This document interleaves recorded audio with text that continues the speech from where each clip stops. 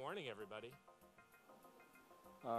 It's really an honor and a pleasure to be with everyone here in this incredible design terminal at this really stupendous event, Brain Bar Budapest. My wife and I traveled here from Toronto earlier this week and have been really, really excited. It's our first visit here to this city, and to see what's been accomplished and to see this incredible venue, it's really been a highlight of our time. I want to spend about 45 minutes this morning talking to you about this remarkable economic and social and cultural transformation that we are going through here in Budapest, in this region, in Europe, and around the world. I want to talk and lay out sort of give you my general perspective on what's happening, what's really happening in our time, and then talk a little bit about your own city and region that I've had the great privilege of doing some research and reading a lot about. If you think about what's happened over the past decade or so, it's really quite remarkable. If you dial your mind's eye back just a few years to 2007, 2008, and you think about the economic trauma that confronted the world economy, and you think about the crisis of the financial sector in London and New York that then reverberated throughout all the world's economies. And people talk about that and they say, well, that's a great recession, or that's a great crisis. And I think when this history is really written, we'll have a bigger and a broader perspective. And I think it's really why we're all here today. I think what we've really gone through in the past decade or so is if likely the greatest economic and social transformation in modern human history. And that economic and financial crisis really, I think when people look back, signals the decay and decline of the older industrial, vertical, top-down bureaucratic order and the beginnings of the emergence of something new and something quite different. And it's why we're all here today, and it's why we're talking about Budapest, and why we're talking about Brain Bar, and why we're talking about innovation and technology, and why we're talking about the knowledge economy, and why we're talking about creativity, because this really is the greatest economic and social transformation we've gone through. You know, if you go back through all of human history leading up to now, you'll note that for literally all of that time, we generated wealth, we grew our cities, we built our societies by really harnessing physical assets. We settled around great fertile river beds like this great river, the Danube. We developed agricultural societies and trading societies. And then several hundred years ago, we began this incredible shift from an agrarian society to a more modern capitalist or industrial society. It's the shift that the great classical economists like Adam Smith and David Ricardo and Karl Marx wrote about.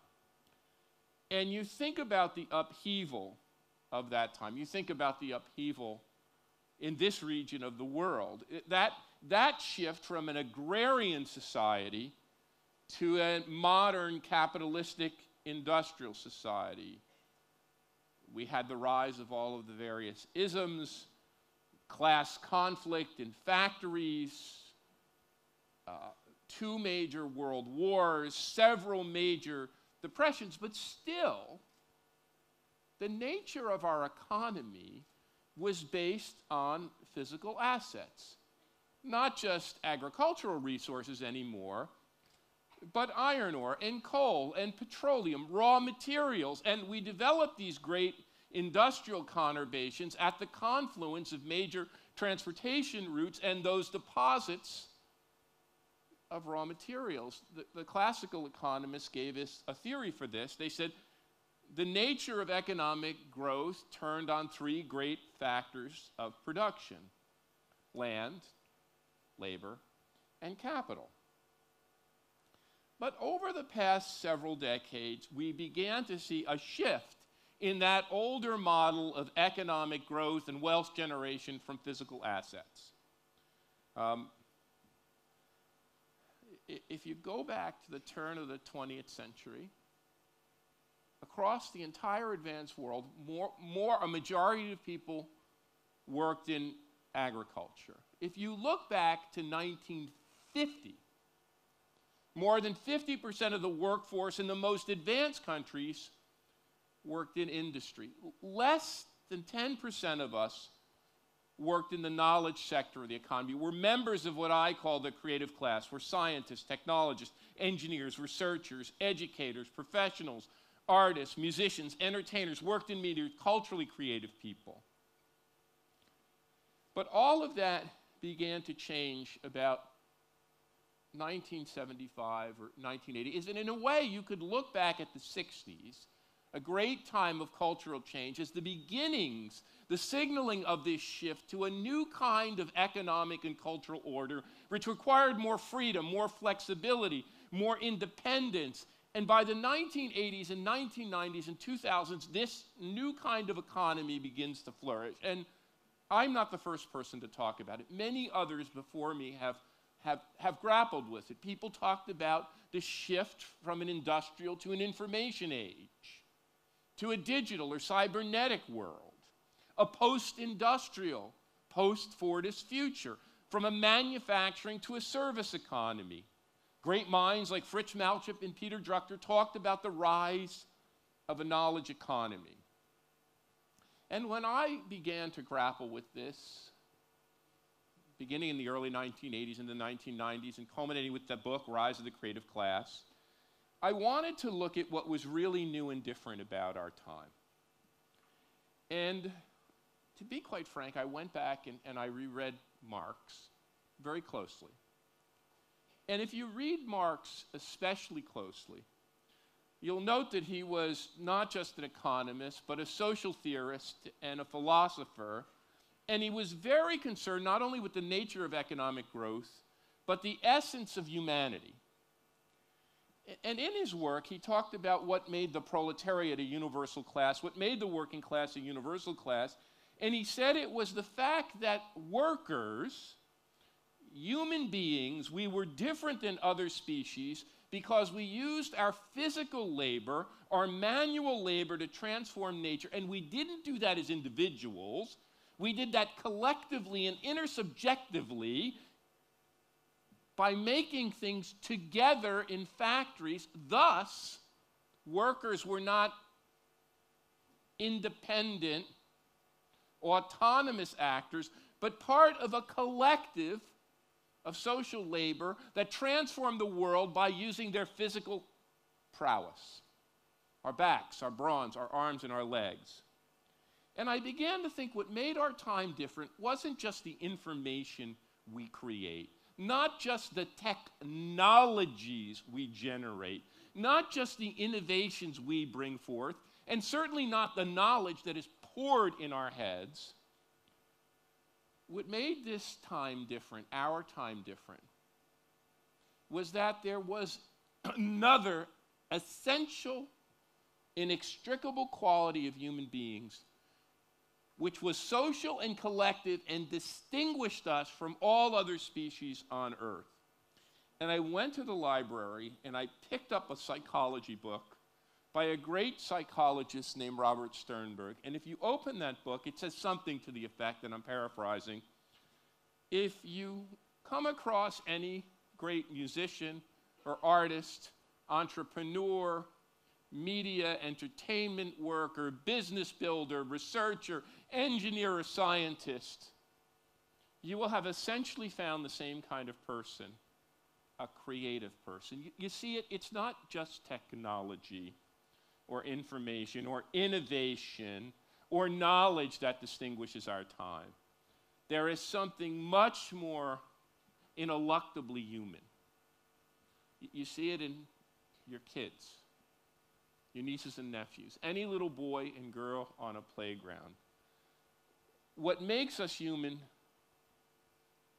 and it's not just our ability to transform the world with our physical labor. What makes us human and what powers innovation and powers wealth, and which has always done so, is something far more basic and elemental. It's something that each and every one of us share. It's something that's passed down through the generations. It's our human creativity. And that's why I called it the rise of the creative class. This great new class of scientists and engineers, researchers and innovators, media, cultural creatives, artists, musicians, professionals, knowledge workers, that are the propulsive force changing our economy, changing our culture, changing our society, changing the way we look, the way we dress, the way we work, the way we live, the way our cities thrive, grow, prosper, and succeed. If that class was 5% of the workforce in the year 1900, when more than half of us worked on farms, if that class was less than 10% of the workforce in 1950, when more than half of us worked in factories, now across the advanced world, that class amounts to more than a third of the workforce. And in the most advanced economies, in places like Singapore, in some of the Scandinavian and Nordic nations, in roughly 20, Australia and New Zealand, in roughly 20 countries around the world, that class already surpasses 40% of the workforce. Here in Hungary, a third of your workforce, well over 1 million workers, are members of that creative class. And when I look at this class, I talk about the transition to the creative economy being driven by 3 fundamental factors. I call them the 3 T's of economic and social progress. The first T is technology. In order to succeed and prosper, and that's what this conference, that's what Brain Bar is about, you have to be a technology leader. You have to have great universities, great technology-intensive companies. You have to have the ability to generate and utilize, diffuse, and harness technology. Out of the 200 and some nations of the world, this country rates 34th on our technology index. You have to have a second T. I taught for nearly 20 years at Carnegie Mellon University in Pittsburgh, Pennsylvania. Pittsburgh, Pennsylvania, a fantastic industrial city, which while the time I was there was a technology leader. It had great companies like Westinghouse and companies in chemicals and steels. It had great research and development laboratories. It had Carnegie Mellon University, a leader in robotics and software, but the technology it generated leaked away. And that technology was capitalized upon in places like the San Francisco Bay Area, or in places like Tokyo, Japan, or Seoul, Korea. So technology alone is a necessary but insufficient condition to succeed. You need the second T, talent. You need to be able to harness talent, generate talent, incubate talent, attract and retain talent. I often said in Pittsburgh, the great export of Pittsburgh wasn't steel, it was talented and creative people. This country ranks 33rd in the world, in the top 15% of those 200 countries in its creative class and on our talent index. But in order to succeed, you need to have a third T. And that's the controversial T, tolerance.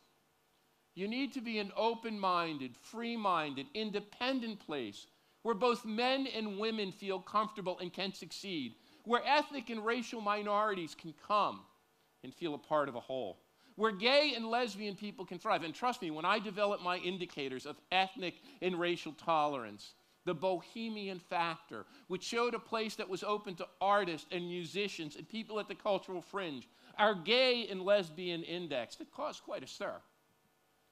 But what we found is places that did technology, talent, and tolerance thrive. They were the winners. And I would say the one area that Hungary lags somewhat is on our tolerance index. 33rd in talent, 34th in technology, 41st on our tolerance index. All three are important, but together they become the basis of economic growth and development. Well, people hear my theory of the creative class, and sometimes they take a narrow view. And I've had my share of critics. I've had my share of debaters.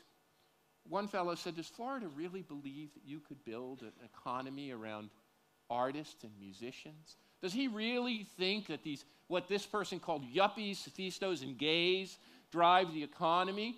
Does he really believe this creative class, it's not industry, it's this creative group that drives economic growth? Well, let me tell you what I really think. Every single human being is creative. There are a third of us across the advanced world, a third of us in this country, who have the great good fortune to do creative work for a living. But there's 66% of us more that we have to lift up, that we have to harness their creativity. And that's the challenge of our time. Not just to enable and emblazon the creative class, but to lift up the creativity of every single human being. Every single human being is creative. Economic growth and social progress in our time turn on stoking that creative furnace that lies deep within every human being on earth. I didn't learn that from studying musicians or artists. I learned that by studying factories. In my earliest studies of factories all throughout North America, Europe, and Japan, I learned that the most successful factories, particularly the most successful factories in Asia, and especially the leading factories in Japan, were the ones that saw the worker not as someone to be alienated, not as someone to be exploited, not as a cost to be minimized, but saw the factory worker as a source of innovation, knowledge, and economic asset. I went to a steel mill in the outskirts of Nagoya. When I saw that steel mill running continuously in an automated way, revolutionizing the production of steel coils, I asked the plant manager, what great technologist, what great engineer, what great research and development unit perfected that? And he told me I had it all wrong.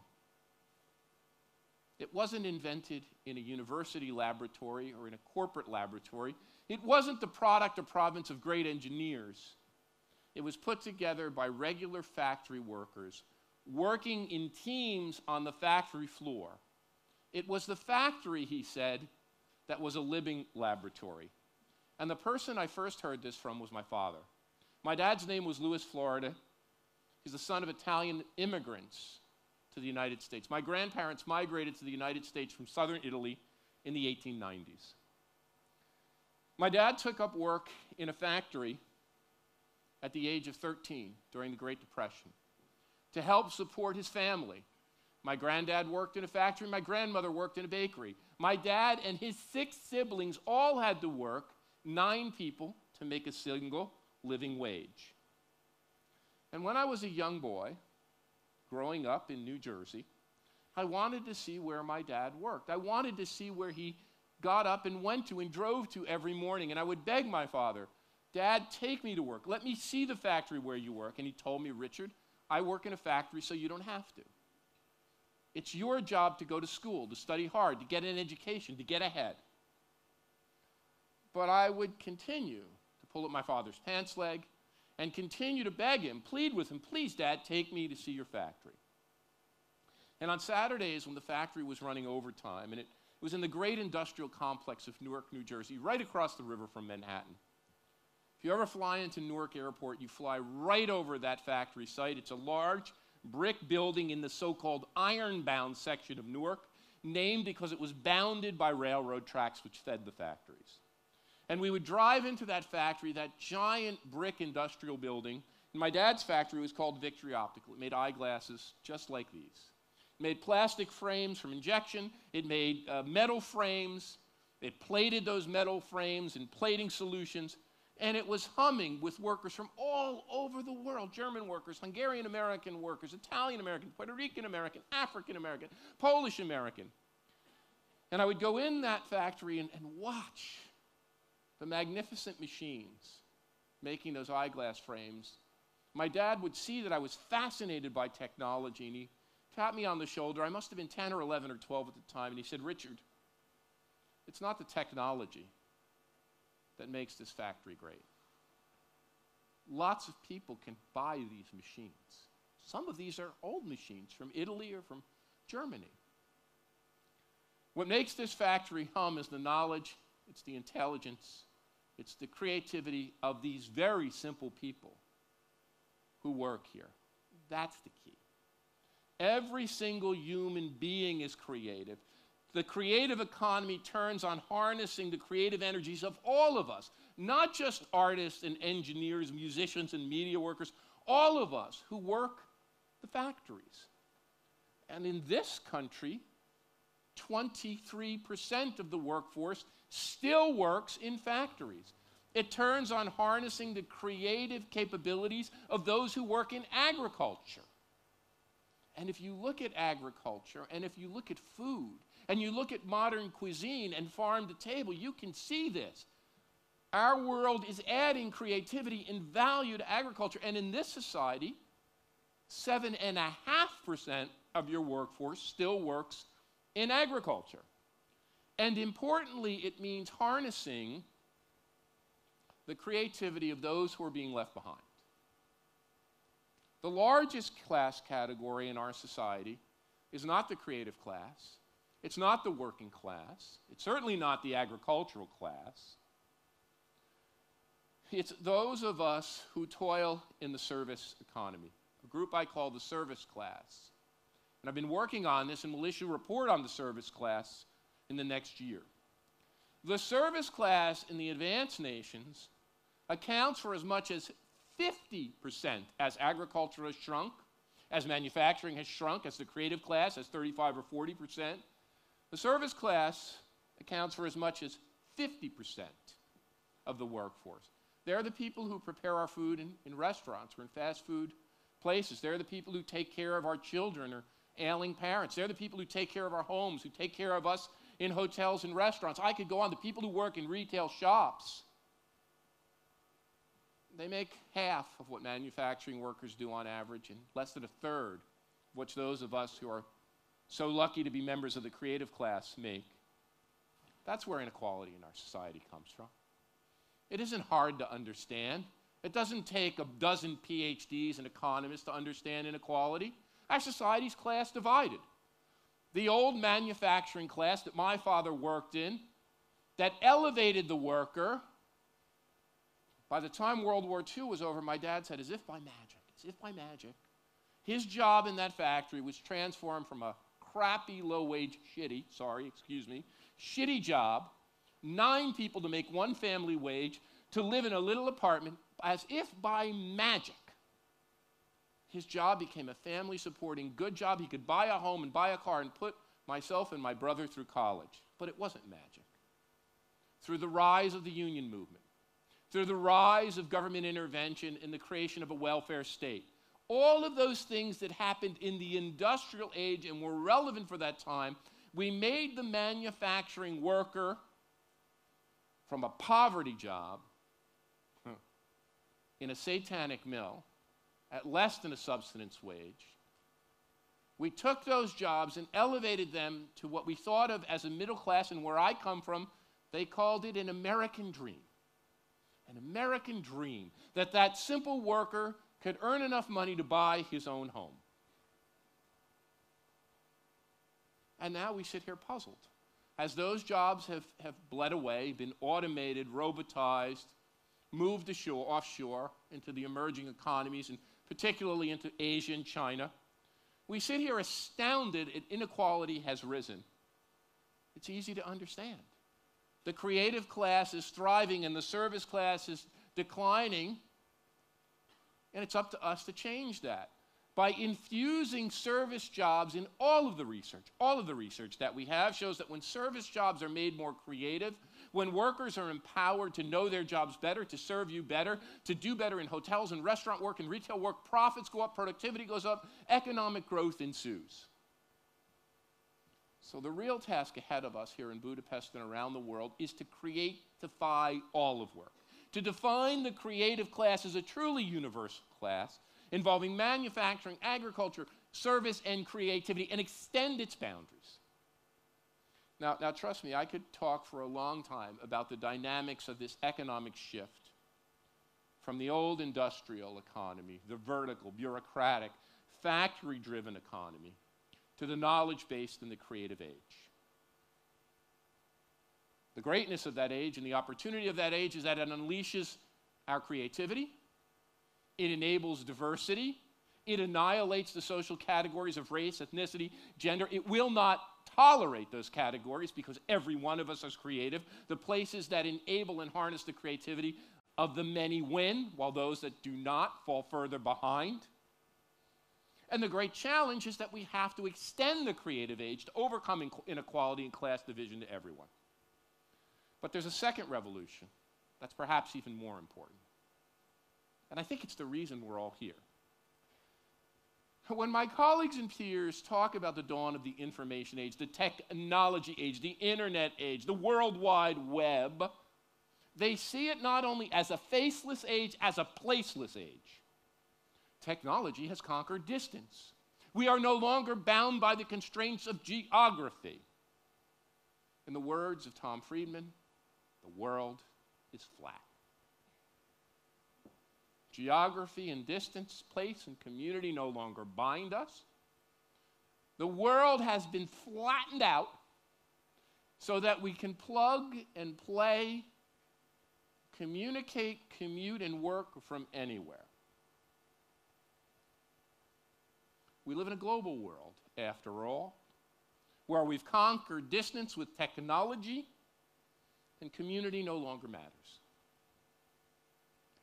In the words of Mike Porter, the Harvard economist, this idea that globalization has annihilated the constraints of community and made the world flat has tripped up a lot of otherwise very smart people. In fact, I would submit to you that instead of flattening the world, the opposite is true. That the rise of knowledge and technology, the rise of an innovation-powered, creative, brain-motivated, talent-harnessing creative age has made community, geography, place, and city not less important, but more important than ever before. And I would say that here we are suffering from the historical aberration of the industrial age. If you look back through all the millennia, you will find that the most advanced societies, our basic advances in technology, in linguistic capability, in arts and culture, have always come from the places where human beings were most densely packed and able to interact socially and collectively with one another. Our great human accomplishment is an individual accomplishment. It is collective human accomplishment that occurs in communities, in scenes, in places, in cities. The industrial age was the aberration. And particularly in my home country, the United States, as a hegemonic power, was able to create a spread out geography with suburbs where city cores could decay and decline. We had an urban crisis where places like Detroit, or my hometown, my wife's hometown of Detroit, my hometown of Newark, could be left to rot because of the industrial affluence of the time. But that was the historical blip. The broader historical trajectory is that human achievement and human accomplishment and economic growth and development and cultural and technological achievement and innovation come from the clustering and concentration of people. we built a data set looking at the satellite images of the world at night. Because the UN doesn't collect these data, collects data on nations. The World Bank doesn't collect these data. The consultancies don't collect these data. I could go on and on. We wanted to understand how the world economy was really organized around cities and communities and regions. And what we found is that the world isn't flat at all. When you look at the world through those pictures of the satellite images, you see great spikes of light, great spikes of innovation, great spikes of economic activity. The world isn't flat, it's spiky. And what we found is the world is really organized not around 200 or so nation states.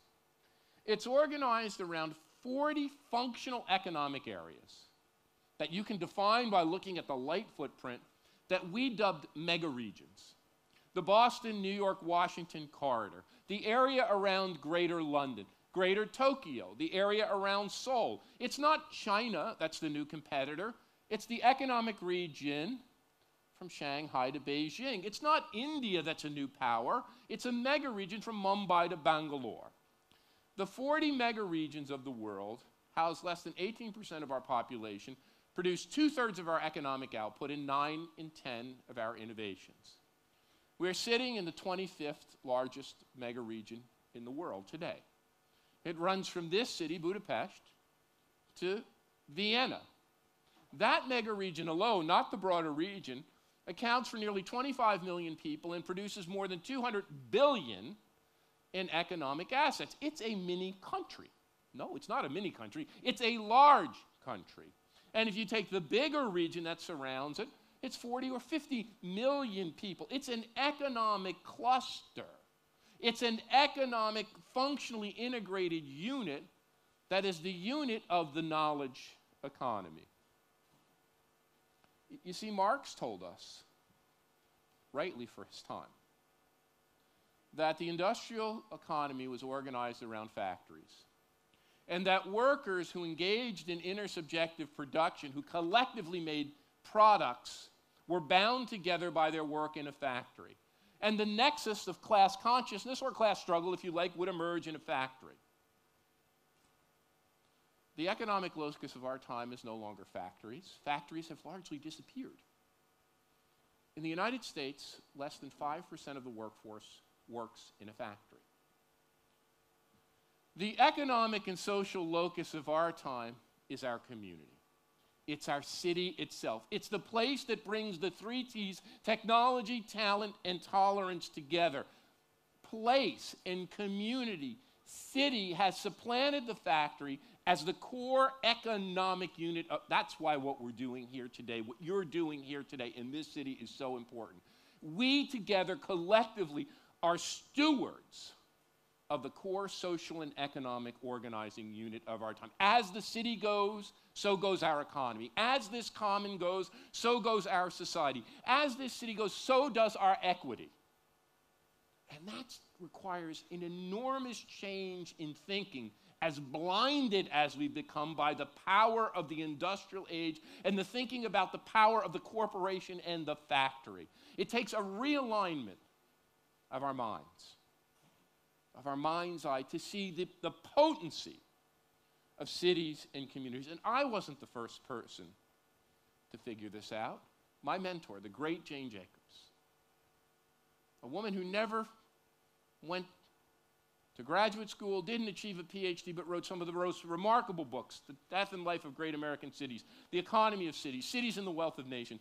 I met Jane at her home in Toronto when she was well into her 80s. We became friends. And one day I asked her, Jane, what do you think is the most important contribution you've made for your thinking? She said, Richard, that's easy.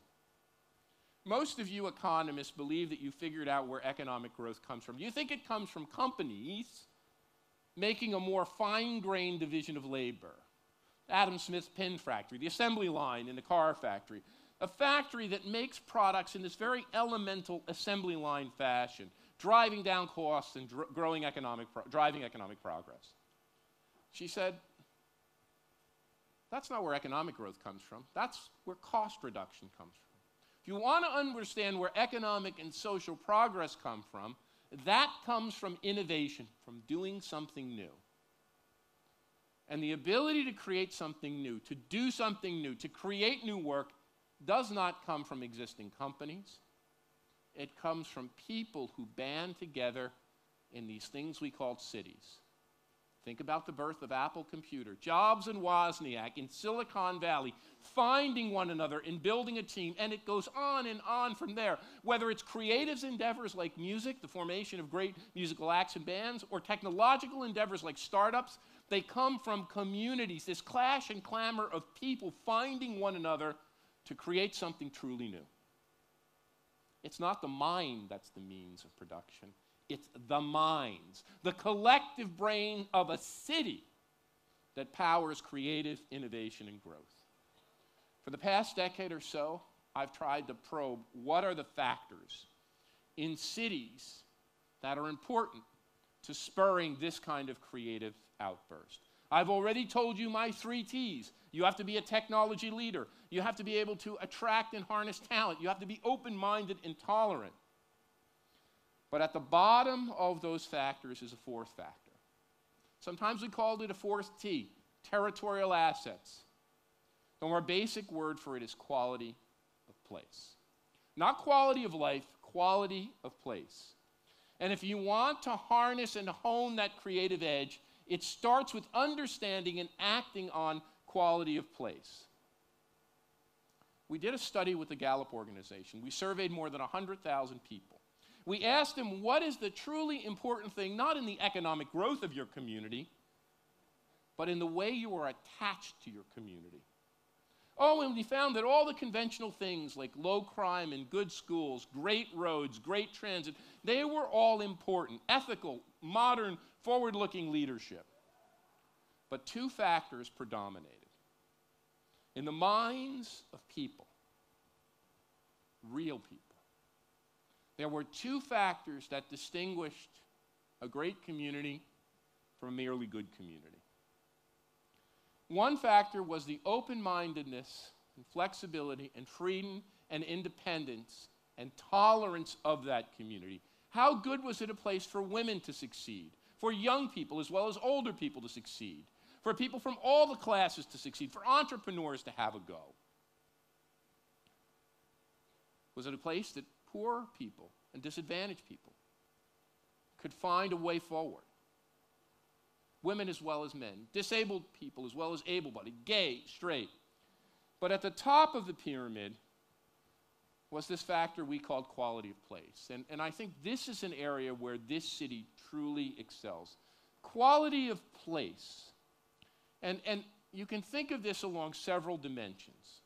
The first dimension is, what has nature given you? Has nature given you beautiful riverfronts, beautiful mountains, beautiful countrysides? And how do you use them, not destroy them? The historic preservation, the preservation of natural assets, a key factor in how residents and communities perceived this quality of place. What about the built environment, the urban environment, the kinds of buildings you create, the new and modern buildings, and the older buildings one preserves? Well, I read the EU studies of this region. And one of the core advantages in all of those EU studies of the creative and knowledge regions in this part of the world was this incredible combination of natural assets and natural beauties with historical quality of place. The cultural environment, the artistic, musical, cultural environment of a place. How was that utilized? How open was it? How could people relate to it? And not just high culture, not just great symphonies and ballets and operas, which were important, the ability to incubate and inculcate street-level culture, participative culture, quality of place. Key assets in understanding this transition to a community with real soul. And the asset here, I would hasten to say, as navigating this creative age here in Budapest, in this part of the world, it's a core asset.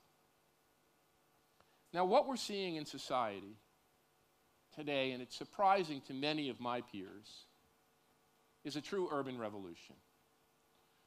For most of the 1950s and 1960s and 1970s, the movement here in the United States, in the United Kingdom, throughout Europe, even in Asia, was from the urban center to the suburbs. But in the past decade, that has reversed. And people say this is because young people want to be in cities and because cities and urban areas are more fun and one doesn't have to drive a car and one can walk and it can be 24 hours. All those things are important.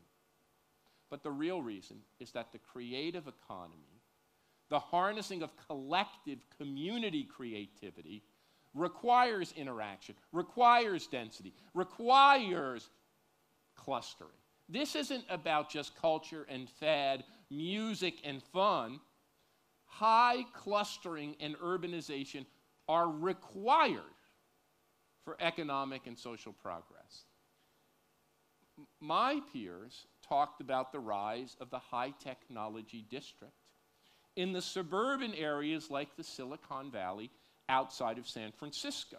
They talked about engineers and scientists avoiding the clamor and cultural messiness and diversity of cities and retreating to what they called suburban nerdistans. Funny word, a nerdistan, where the nerds can go away from the city. What we've seen in the past 10 years is a movement not just of cultural creatives, not just of artists and musicians, not just of the bohemian quotient. We've seen a massive movement of startups back to cities. The number one location for startup companies in the world today is the urban quarters of San Francisco, not the suburban outposts of Silicon Valley. The fastest rising startup communities in the world are in lower Manhattan in New York City, a place that didn't have a dime of high technology startup investment 2 decades ago. London. But here's your opportunity. New York, London, and San Francisco. The classic superstar cities are not only becoming crowded, they're becoming excessively gentrified. They're becoming the home to the plutocracy, the global 1%. And if you look at housing prices in those places, I'm writing all about this in my next book. If you look at housing prices in those places, only the truly wealthy, increasingly $2,000, $3,000, $4,000, $5,000, on and on dollars per square foot, only the truly wealthy, and even established artists like David Byrne of the Talking Heads and Moby are being pushed out, never mind new and emerging artists. What we are finding is a search for the next places for creatives to find and nestle. And in my research on global startup communities, what do we find? Places like Toronto or Montreal in Canada, places like Austin, Texas, or Seattle in the United States. Even Miami now. Even Miami, Sun in the Fun Miami, beginning to develop an urban startup cluster. Istanbul, Berlin, Sydney, Melbourne, Budapest. There is an opportunity now to take the quality of place assets, take the density and urbanity, take the cultural assets, and create with a mega region of this size and scale the right ingredients, the right kind of urban, creative, innovative, and startup ecosystem. Well, I see by the clock on the floor that my time is running short. And trust me, I'm a professor. I come from the Fidel Castro School of Public Speaking, so I could keep you here all day. I want to end with a story that I hope will at least help you think about and remember some of the themes we've talked about today. The knowledge that creativity is not only coming from individuals, it's coming from all of us. The need to harness that creativity from all of us. The fact that we never know where this creative spark will come from and how it will migrate. And the reason we need strong, culturally creative and urban communities and cities to nurture it. About 20 years ago, I was invited to Seattle, Washington, to help the mayor and the city council think about Seattle's shift from a declining city with a big hole in its downtown core to what it's now become, one of the leading startup and creative centers in the world. And I was visiting the downtown and surveying the downtown, really, which was empty and largely abandoned at the time. Many storefronts boarded up, a lot of homeless people, not much going on, a few art galleries and coffee shops, a couple of bars. And out of the corner of my eye, I saw this big construction site. And that construction site was unlike anything I had ever seen. I've become a little bit more of an architectural buff, but then I wasn't. And I asked, what is that? And they said, well, that's something that an architect, you'll know his name, his name's Frank Gehry. Frank Gehry is building for our community. It's something that one of our wealthy people, young wealthy people, a guy named Paul Allen, is helping us create. And I didn't know who Paul Allen was. Turns out he's the second member of startup of Microsoft, the partner of Bill Gates, a very wealthy man. And I thought to myself, what could this thing be? The first thing I thought, well, this has to be the Seattle Science Center. Paul Allen was the co-founder of Microsoft. He's a software genius, a coder. He would have been motivated, and what he would want to show and emblaze and give back is this idea that science powers economic progress. So it had to be the Seattle Science Center. No, my host told me it certainly wasn't that. Well, I thought, well, he's not a scientist like an Einstein or a Tesla. He is an innovator. He's an inventor. He's more like a Thomas Edison or Henry Ford. He's the guy who puts it together and makes a commercial product. So it has to be the Seattle Center for Invention and Discovery. No. My third guess, I thought, well, this guy's worth several tens of billions of dollars. He owns sports teams. He owns mega yachts. It has to be the Seattle Center for like robber baron, rapacious capitalism, how to get rich. No. What is it? It's the Jimi Hendrix Experience Music Project. The Jimi Hendrix Experience Music Project. When I was a little boy, my dad gave me a guitar, gave my brother a drum set. And I sat in my room, and my brother and I played in the basement. I played Jimi Hendrix song after Jimi, and Cream song, and Led Zeppelin song, and Rolling, and you can go on. But music defined who I was. Little did I know that this great technological innovator, this startup guy, this co-founder of Microsoft, it wasn't Einstein or Edison or Tesla or any of those, or Rockefeller or the robber barons that motivated him. It happened to be a young African-American kid named Jimi Hendrix from his own hometown of Seattle, whose mom committed suicide or drank herself to death, who was raised by his dad, who figured out how to take an old guitar and hook a phonograph pickup to it. And when you think about it, Jimi Hendrix was a remarkable musical innovator. He took rhythm and blues and jazz and distortion and psychedelia and Beatles and Bob Dylan and John Coltrane, and he mashed that all up. But he also was an incredible technological innovator. When asked what instrument he played, he said, I play amplifier. I play amplifier. And the reason he said that, because he realized that the sounds of amplification and distortion and the effects he could add, that he partnered with other technological foot pedals and the like, rotating speakers, echo chambers, and all of this that he invented would change the way music could be made and music could be heard. And when he got enough money, he bought himself a studio that looked just like this room. That instead of having the controls in the back here with a glass wall where engineers could control the sound in the recording booth, he took those controls and put them out where the musicians sitting on sofas and jamming could control and record their own music. He enabled the creativity and put it in the hands of the creators. You never know where that creative spark is going to come from. It's not that software developer begets software developer, or hardware maker begets hardware maker, or internet maven begets internet maven.